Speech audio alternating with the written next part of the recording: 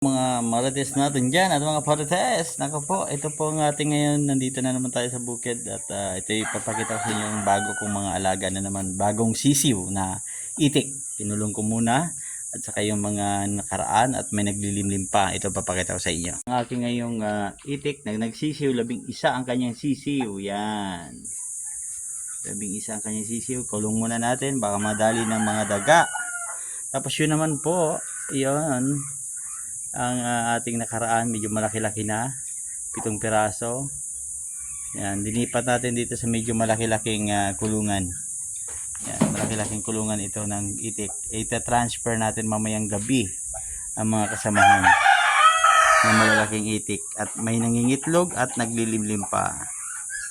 Yan. Yan po ang aming manok na nangingitlog sa sulok lang. Yan, nangingitlog. Tagalog po yan. Tagalog na manok yan. Yan, mangingitlog yan.